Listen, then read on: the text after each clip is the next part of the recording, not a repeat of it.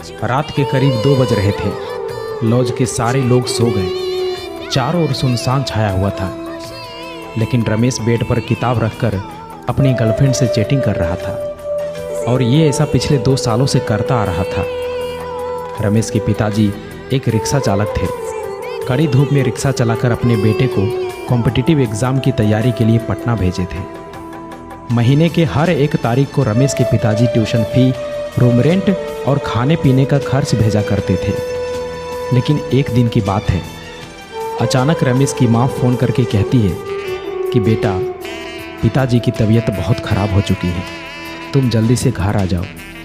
इतना सुनते ही रमेश भागा भागा हॉस्पिटल पहुंचा और वहां जाकर देखा कि उनकी माँ डॉक्टर के आगे हाथ जोड़ रही थी और कह रही थी कि डॉक्टर साहब, आप ऑपरेशन कीजिए। मैं 5 लाख नहीं बल्कि 10 लाख दूंगी, लेकिन मुझे वक्त चाहिए। प्लीज़ आप ऑपरेशन कीजिए, अभी मेरे पास पैसे नहीं है। मैं एक रिक्शा चालक की पत्नी हूँ। लेकिन डॉक्टर साहब हर बार एक ही बात कह रहे थे कि आपको पहले एडवांस पेमेंट करना ही होगा, तभी ऑपरेशन शुरू हो सकता है। रमेश की माँ गांव के सभी लोगों से मदद मांगी, लेकिन किसी ने भी उनकी मदद नहीं किया। ये सब देखकर रमेश की आंखों से आंसू नहीं रुक रहा था और पैसों की कमी के कारण अपने पिताजी को खो दिया।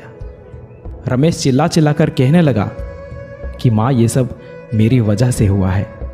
मैं उतना काबिल नहीं बन पाया जितना अभी तक मुझे बनना चाहिए था।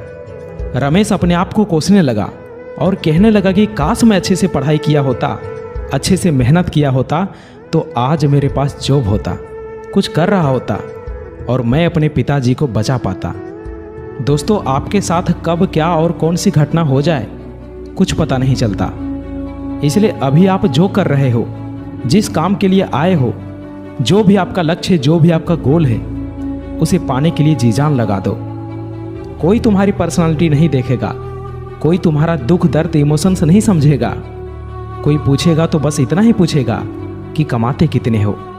घर वालों ने तुम्हें नाम दिया, अब पहचान तुम्हें अपने दम पर बनानी है। अपने काम के प्रति इतने ईमानदार बनो कि असफलता दूर दूर तक नजर ना आए। प्यार का सहारा लोगे तो एक दिन बर्बाद हो जाओगे। अपनी शान और पहचान बनानी है तो मेहनत का सहारा लेना ही होगा, जी जान से मेहनत करना ही होगा।